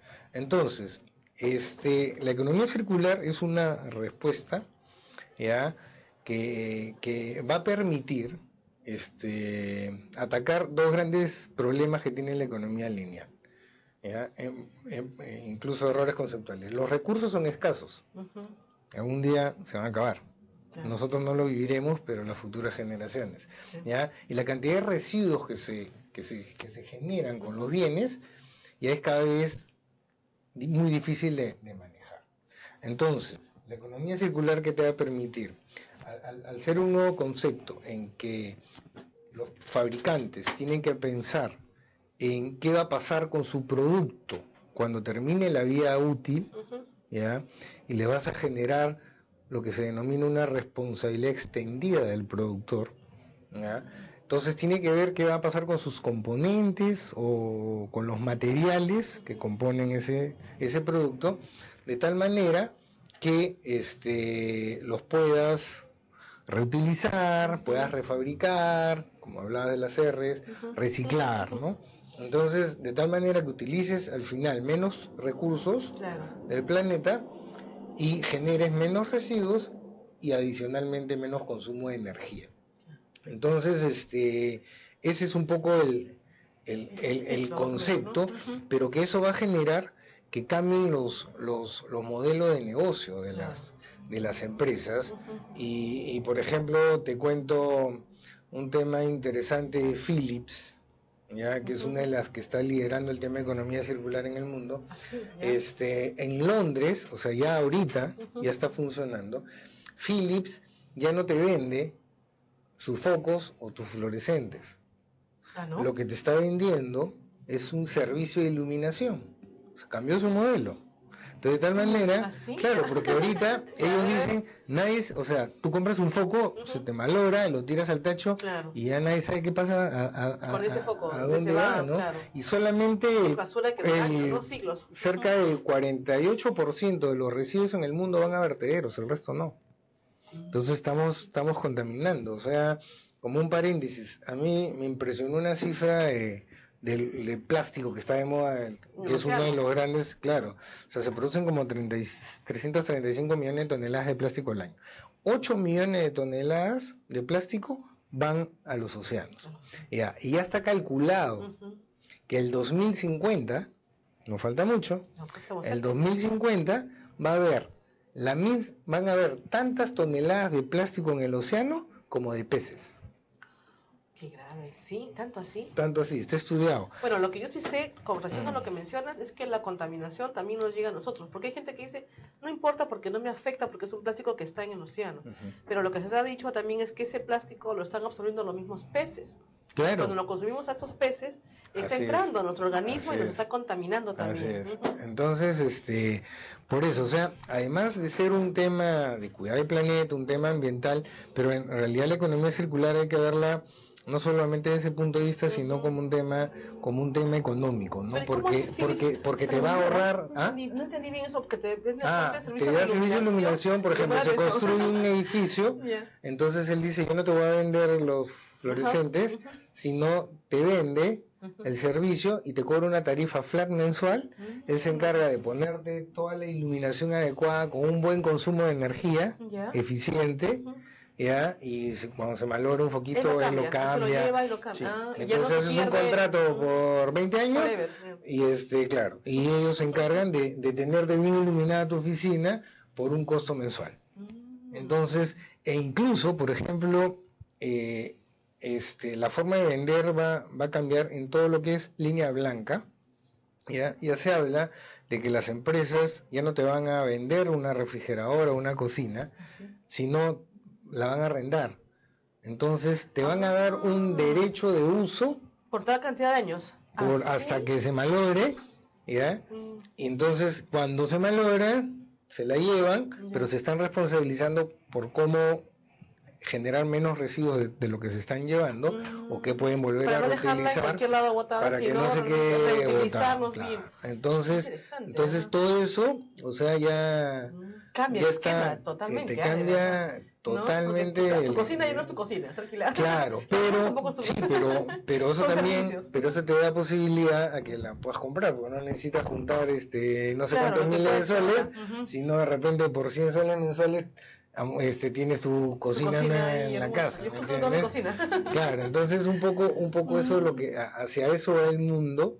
Entonces y estudiado incluso por McKinsey, ya, que a un país le genera crecimiento, genera empleo, van a aparecer nuevo tipo de servicios de gente que te recoge, o sea, la logística cambia, entonces es todo un nuevo mundo, ¿no? Excelente, de verdad me ha sorprendido ese tema, hay que seguir trabajándolo. Señor Ochoa, yo quería preguntarle ya para finalizar la entrevista, pero me interesa el tema, ¿qué se plantea la Cámara de Comercio para adelante, para lo que es los gremios de pymes? ¿Qué es lo que se plantea? ¿Qué podemos esperar como Cámara de Comercio para el futuro del país en este rubro, ¿no? Bueno, hay una serie de retos, más que de amenazas, ¿no? Una serie de oportunidades que tenemos en las pymes. Lo que buscamos es que las pymes en nuestro país sean más competitivas y más productivas. Ese yo creo que es el gran objetivo, ¿no? Pero ¿cómo lograr eso? Yo creo que esto es como una gran orquesta, que todo el mundo se preocupa de las pymes, todo el mundo dice que interesante, que bien. Como la educación, me suena a mí, que dice sí, la necesitamos, claro, pero no la reforzamos. Pero es como una orquesta donde cada uno de nosotros toca un instrumento. Pero quizás en la orquesta no llegamos a afinar.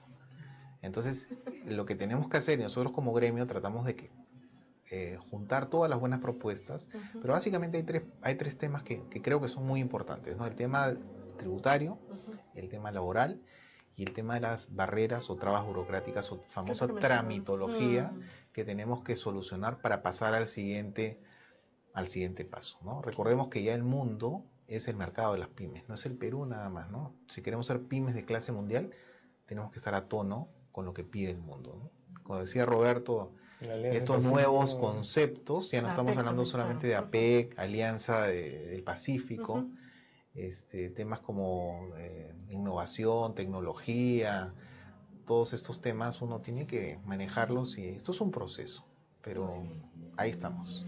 Muy bien, los invito en todo caso en otro momento para poder compartir lo que me están mencionando, porque siento que hay gente que quiere todavía escucharos un poco más, que quiere enterarse más de lo que es la Cámara de Comercio. Realmente es una importante institución en nuestro país y que hay que un poco vislumbrar qué más se puede hacer con la Cámara de Comercio. Tiene una serie de beneficios, amigos, que a veces de repente falta mayor difusión, pero yo estoy segura de que va a ser mucho todavía por nuestro país, tanto a nivel legislativo, propuestas, todo camina, eso camina, así que es que siga para adelante. Muy bien, muchas gracias Roberto, muchas gracias Roberto Ochoa. Jorge.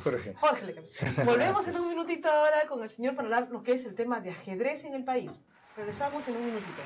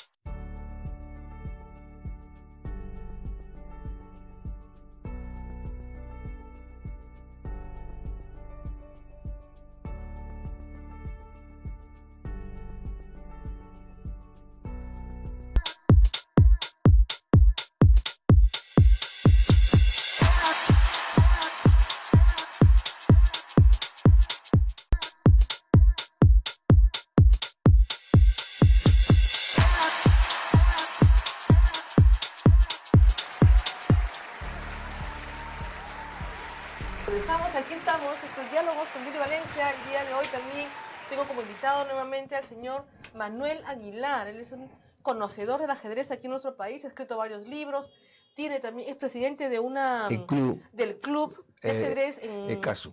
El CASU, en Surco. Exactamente. Ahí quiero llevar a mi hijo. Ahí lo voy a llevar.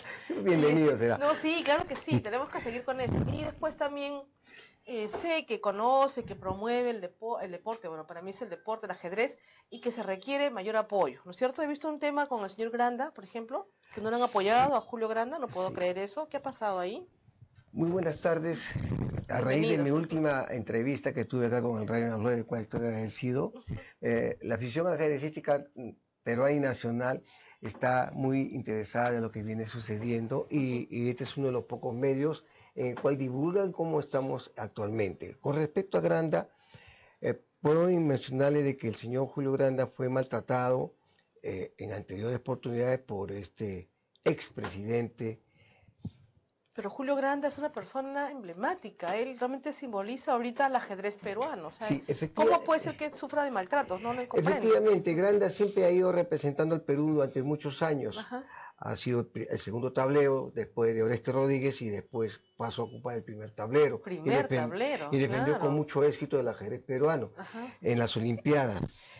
Pero lamentablemente hubo un maltrato a su persona por parte del señor Boris Ascue, que ya no es actualmente presidente de la federación, pero que aún no lo es, pero que sigue fungiendo como tal. Y parece que las autoridades del IPR no toman cartas en el asunto. Para continuar con el tema de Granda, entonces Julio Granda, al verse maltratado, entonces indicó de que él no iba a participar en eventos hasta que el señor Boris Ascue salga, ¿no? Okay. ¿No? Entonces, inclusive cuando Julio Granda... ¿Qué tipo de maltrato? Eso es lo que no entiendo ahí. ¿Cómo ha sido un maltrato? ¿Se le puede hacer? O sea, ¿qué ha habido un desplante? ¿Qué es lo que ha sucedido? Bueno, efectivamente, cuando se hizo un torneo en Trujillo, creo que fue un torneo sudamericano, donde iba a representar al Perú. ¿Ya? Era un torneo por equipos, 4 jugadores, muchos de ellos venían del extranjero. Entonces cuando Granda llegó a Lima no fue recibido por nadie lo atendió, tuvo que solito tomarse un carro, irse a Trujillo, a pesar de traer tantos lauros al país. Y llegó a un hotel, prácticamente tuvo que buscarse un hotel porque no fue atendido correctamente. No puede ser. Ante este hecho, él hizo una carta protestando por el maltrato recibido. Y como este señor Ascue le gusta hacer las cosas a su manera, la persona que hace una carta o que dice algo, simplemente lo saca, le pone piedras y lo maltrata emocionalmente. Ante este hecho, entonces Julio Granda siguió haciendo su actividad deportiva en España y después, cuando iba a hacer una representación en una olimpiada, tengo entendido, porque me han llamado amigos desde España, lo tengo grabado, entonces le indicaron de que parece que quería que los viáticos que reciben los peruanos sea compartido. Ya saben por quién. Entonces, ¿cómo que compartido? Bueno, firmas por 5.000, pero te doy 3. Bueno, eso ya no es compartido, pues ahí también hay el que le habla, parece un diezmo, el expresidente, a todo el mundo le cobraba pues por eso, ¿no? Y usted sabe que Granda no se presta para eso. ¿Y no hay un proceso judicial, nada, contra él? Hubo un proceso judicial en el cual ya determinó que él no debe ser presidente, debió ser destituido, irse, castigado por 3 años. ¿Cuándo fue eso? Eso fue en julio, pero las autoridades del IPD, a mí particularmente me parece de que hay mucho apoyo, mucha desidia o mucha protección con este señor, que quizás algo conocerá, entre ambos se conocerán ciertos trapos, como se dice normalmente o vulgarmente, porque no lo tocan, es intocable. Claro, ¿no? Creo que hay que chequear bien ese tema, señor Manuel, porque no puede ser posible que a una autoridad como es él, autoridad me refiero por el conocimiento que tiene, se le haga desplantes, no se le vaya a recibir, se le maltrate, ¿no? Sí, así no se fomenta el deporte en ningún sitio. Y efectivamente, porque a nivel mundial han habido cuestionamientos, han habido personas como Leostro García, del Español, que habló de ello, que es lamentable que que el Perú tenga una figura tan grande, no solamente a nivel peruano, sino a nivel americano, no esté representando a su país. Y todo por la decía este señor. Este señor, cuando alguien no hace lo que él quiere, simplemente saca el equipo. No le interesa si el Perú va bien representado, porque él suplanta con otros jugadores. Por ejemplo, hubo un caso hace poco, muy mundial, la ajedrecista Ingrid Aliaga, estaba entrenando con un pseudo entrenador cubano, no sé, que este señor que lo ha contratado, habiendo tan buenos entrenadores peruanos que sacan a nivel mundial, a campeones mundiales a jóvenes, no sé cuál fue su pergamino y su trayectoria.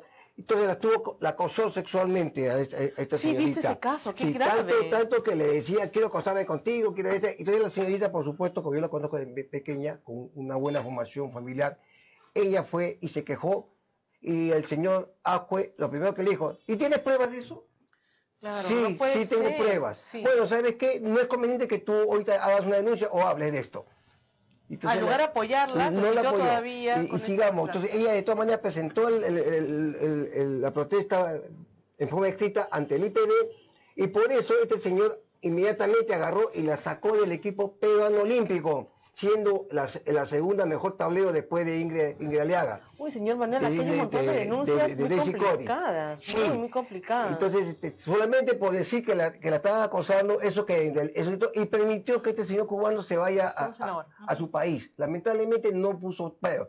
Y ni una carta de la señorita Ingrid Aliaga fue publicado en la página oficial de la Federación Federal de Ajedrez.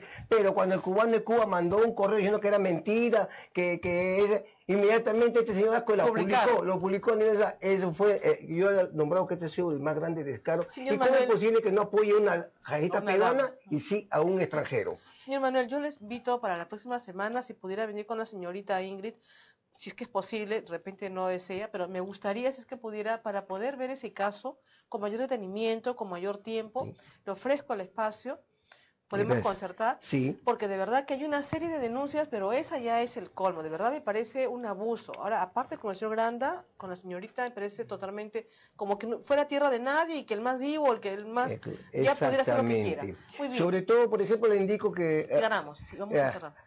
Gracias. Estamos por la hora, no hay problema. Yo sé que usted tiene un problema por el tema del tráfico. Y de mis labores también. Sí, y la próxima semana entonces coordinemos nuevamente y podamos seguir. Sí, porque acá hay mucho temas de conversar. Porque les voy a explicar un minutito. El Perú en la Olimpiada pasada ocupó el 10º puesto.